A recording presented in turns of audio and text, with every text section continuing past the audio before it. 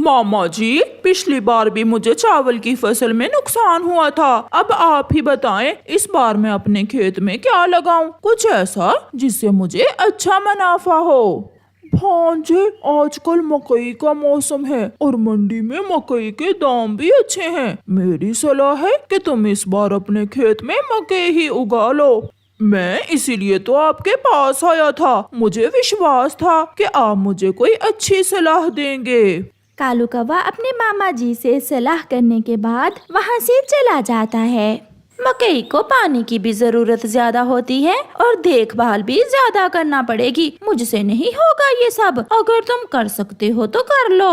तो फिर हम ऐसा करते हैं, हम चिड़िया के पास जाते हैं और उसे आधी फसल का लालच देकर उससे सारे काम करवाते हैं। और ऐसे हमें काम भी नहीं करना पड़ेगा और मकई भी मिल जाएगी। फिर वो दोनों पति पत्नी चिड़िया के पास जाते हैं। और जब फसल तैयार हो जाएगी तो हम आधी आधी फसल बांट लेंगे। कालू भैया, मुझ अकेली से तो सारा काम नहीं होगा। करेंगे, हम भी करेंगे। जो हुआ वो हम भी करेंगे। तुम चिंता ना करो चिड़िया, मैं भी तुम्हारे साथ पूरा काम करवाऊंगी। फिर दूसरे दिन वो सब काम शुरू करते हैं। चिड़िया की बेटी गुड़िया भी चिड़िया के साथ खेत में काम करवाने आई थी। ये रहा मकई का बीज, खेत तैयार है, तुम ये बीज बो दो। और हम दोनों मेरे मैके जा रहे हैं, हम शाम तक आ जाएंगे। आप जाएं, मैं और मेरी बेटी शाम तक ये काम कर लेंगी। फिर चिड़िया और उसकी बेटी काम शुरू करती हैं। गोरी कालू को लेकर अपने मैके चली जाती है। मम्मा, मैं बीज ला कर आपको देती हूँ और आप वो बीज जमीन में दबाती जाएं। मगर ध्यान रखना बेटी, बीज जाया ना हो। ऐसे वो माँ बेटी सारा दिन मेहनत से काम करते हैं, जबकि गोरी और कालू सारा दिन मौज मस्ती करते हैं। और फिर शाम हो जाती है। चिड़िया ने भी सारा काम खत्म कर लिया था और वो अपनी बेटी को साथ लेकर घर चली जाती है। 2-3 दिन बाद मकई के पौधे जमीन से बाहर निकल आते हैं। गोरी और कालू, आप पौधों को पानी दें और मैं अपनी बेटी के साथ फालतू जड़ी बूटियाँ निकालती हूँ। चिड़िया, जब हम फसल आधी आधी बांटेंगे तो सारे दुख भूल जाएंगे। अच्छी होगी हमारी फसल इस बार। फिर कौवा और कौवी पानी लेने नदी की तरफ चले जाते हैं। चिड़िया अपनी बेटी के साथ फालतू जड़ी बूटियाँ निकालती है।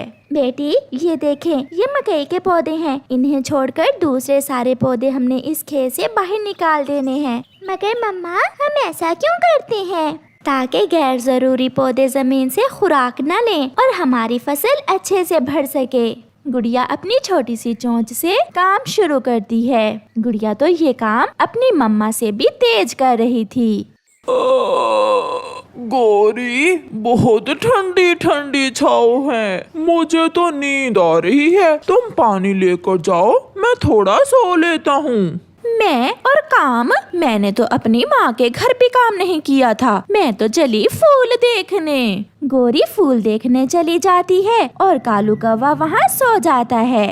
काफी देर तक जब कौवा और कौवी नहीं आते तो चिड़िया उन्हें देखने नदी पर आती है। ये तो सो रहा है, मुझे ये काम भी खुद ही करना होगा। चिड़िया कालू को जगाए बिना ही नदी से पानी लेकर जाती है और सारे पौधों को पानी देती है। ऐसे दिन रात मेहनत करने के बाद एक दिन आ ही जाता है जब खेत में मकई की फसल तैयार होने को थी। हरा भरा खेत, पौधों पर मकई के भुट्टे देखकर चिड़िया और उसकी बेटी बहुत खुश थीं। मम्मा, अब हमें क्या काम करना होगा? कुछ दिनों बाद हम पौधों से ये भुट्टे अलग कर लेंगे। अब खेत में कोई काम नहीं है। गोरी भी अपना खेत देखने आती है। चिड़िया, फसल तो तैयार होने वाली है, कब काटेंगे हम अपनी मकई की फसल? गोरी बहन, केवल 2 दिन बाद फसल पक जाएगी और फिर हम काट लेंगे। इस बार तो मैं ये मकई की फसल बेचकर सोने का हार जरूर लूंगी। फिर गोरी घर जाती है। कालू, तुम घर में सोए हुए हो और फसल तैयार हो गई है। तो काट लेगी चिड़िया। नहीं कालू, मैंने सोच लिया है। क्या गोरी, क्या सोच लिया है? किसी तरह चिड़िया को कुछ दिनों के लिए जंगल से बाहर भेज दें और पीछे पीछे से सारी फसल काट कर बेच दें। ऐसे हमें आधा मुनाफा नहीं बल्कि पूरा मिलेगा। मैं कुछ करता हूँ गोरी। फिर कालू कौवा एक चिट्ठी लिखता है और चिड़िया के पास जाता है। चिड़िया अपने घर में थी। चिड़िया चिड़िया, मैं खेत में था कि बुलबुल ये चिट्ठी देकर गई है तुम्हारे लिए। कौवा वो चिट्ठी देकर चला जाता है। गुड़िया बेटी, ये चिट्ठी पढ़ो, ये किसकी है? मम्मा, ये चिट्ठी तो नानो की है। नानो की तबीयत ठीक नहीं है, वो आपको बुला रही है। ये सुनकर मम्मा चिड़िया रोने लग जाती है और तुरंत अपनी बेटी को साथ लेकर दूसरे जंगल अपनी माँ की तरफ चल देती है। कालू, चली गई चिड़िया, चिड़िया चली गई। अब हमें जल्दी से सारी फसल काटना होगी। गोरी, दिन में नहीं, हम मकई की फसल रात को काटेंगे, ऐसे कोई देखेगा भी नहीं। और जब चिड़िया आएगी तो हम कहेंगे कि कोई चोर फसल ले उड़ा। हाँ, ऐसा ही है। फिर वो रात को मकई के भुट्टे पौधों से अलग करते हैं। कबूतर जंगल से मकई खरीदा करता था, कौवे रात को उसे बुलाते हैं। कालू, तुम ये फसल रात को ही क्यों काट रहे हो, दिन में क्यों नहीं? यार कबूतर, दिन में गर्मी बहुत होती है, हमसे दिन में काम नहीं होता, इसलिए मैं सारी फसल खरीदने के बाद ही पैसे दूंगा, ये याद रखना। ठीक है, तुम ये बोरी ले जाओ, बाकी कल ले जाना और पैसे दे जाना। फिर कबूतर मकई लेकर वहाँ से चला जाता है। माँ, अगर आप ठीक हैं तो फिर वो चिट्ठी मुझे किसने लिखी? बेटी, मैंने तो चिट्ठी नहीं लिखी आपको, ये जरूर किसी ने आपसे शरारत की होगी। मम्मा, हमारी फसल भी तैयार है और कल का दिन भी सफर में ही गुजर जाएगा। कोई बात नहीं बेटी, हम जाकर फसल काट लेंगे। ये कौवे मुझे नहीं जानते, मैं इनका भी बाप हूँ। ऐसा सोचते हुए कबूतर दूसरी रात फिर से खेत में जाता है। गोरी और कालू ने बोरी में मकई डालकर रखी हुई थी। सॉरी यार कालू, मैं पैसे तो घर में ही भूल गया। अच्छा ऐसा करना, कल दिन में 12 बजे आकर अपने पैसे ले जाना।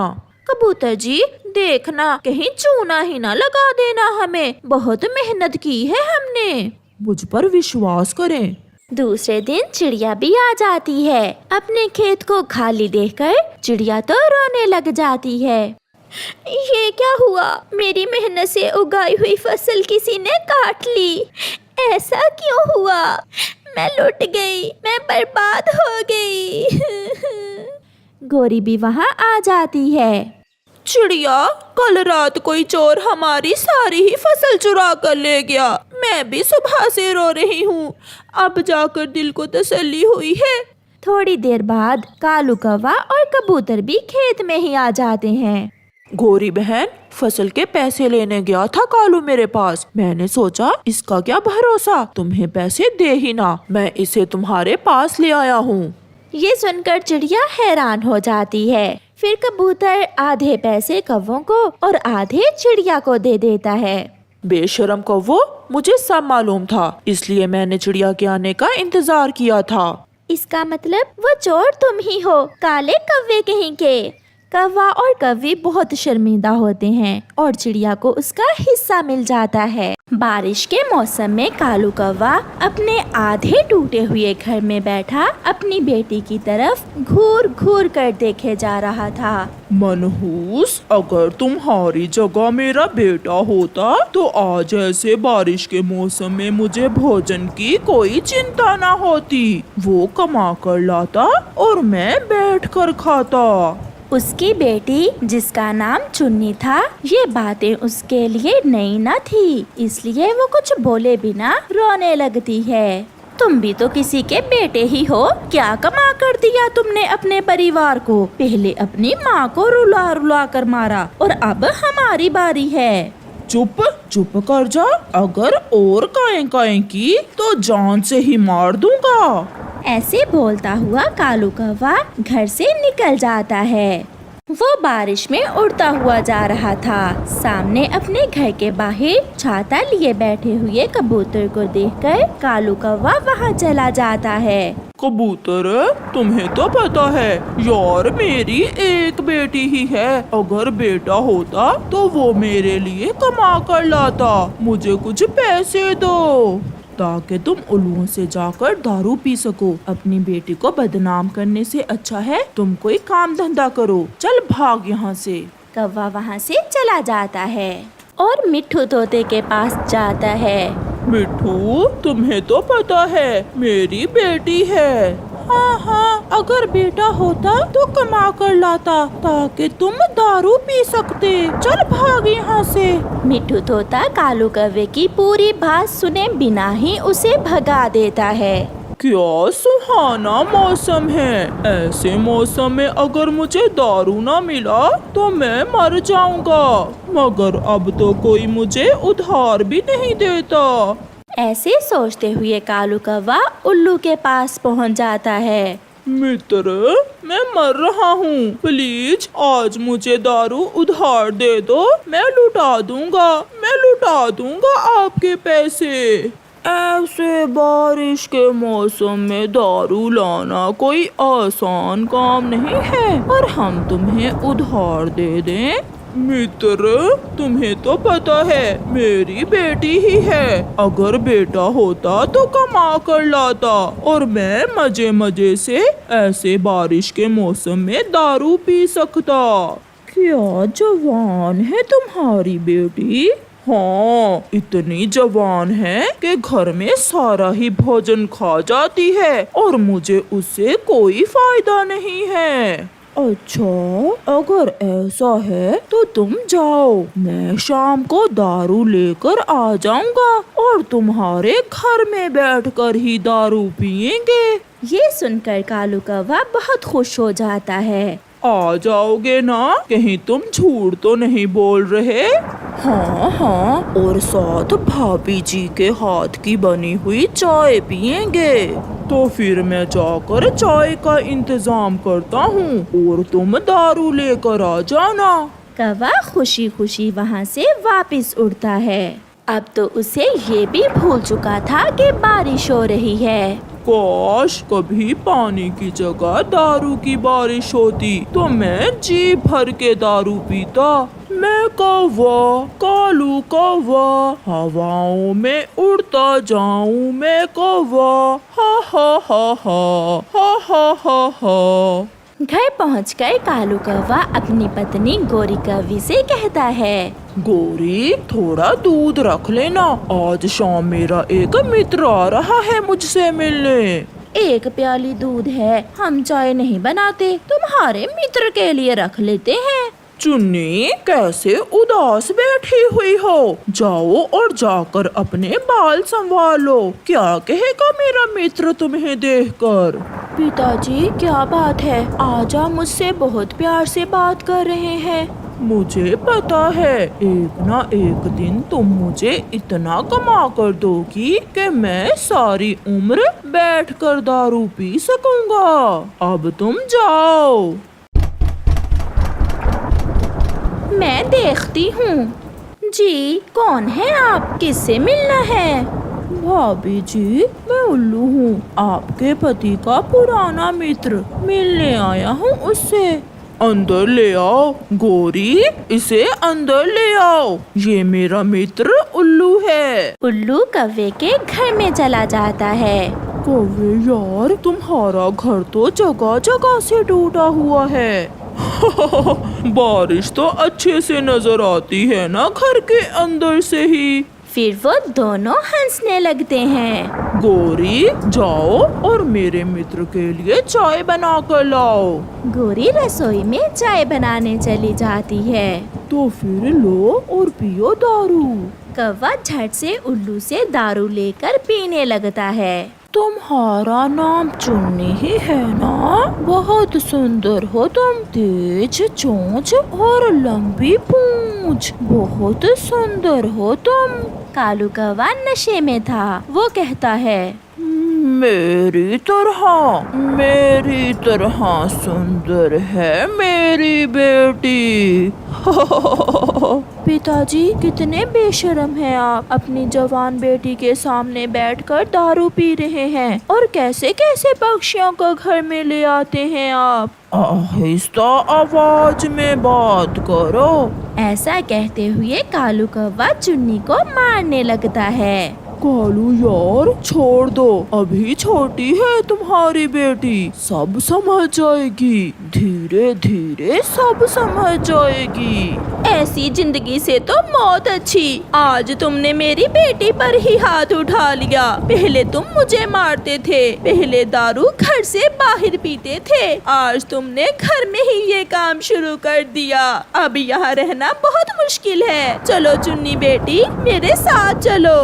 गौरी कव्वी अपनी बेटी को साथ लेकर घर से बाहर चली जाती है। गौरी को कुछ समझ नहीं आ रही थी कि ऐसी बारिश में अपनी बेटी को लेकर कहाँ जाए। फिर गौरी कव्वी चिड़िया के पास जाती है।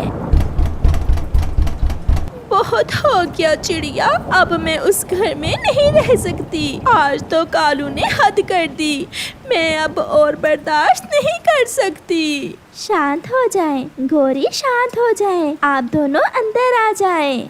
मैंने तो पहले ही आपसे कहा था कि उस शराबी के साथ अब आपका गुजारा नहीं होगा। जवान बेटी है तुम्हारी, अब अपना अलग घर बना लो। आंटी, आंटी, आज पिताजी ने मुझे बहुत मारा। चुप कर जाओ मेरी बेटी, चुप कर जाओ। रात गुजर जाती है। सुबह का सूरज रोशन था, बारिश भी रुक गई थी। बदलते मौसम के साथ गौरी कव्वी का जीवन भी बदल गया था। वो और उसकी बेटी चिड़िया के घर के साथ ही अपने लिए अलग घर बना रही थीं। मम्मा, मैं बड़ी लकड़ियाँ लेकर आती हूँ और सूखा घास भी लाना है बेटी। वो माँ बेटी बहुत खुश थीं। उन्होंने एक नए जीवन की शुरुआत की थी।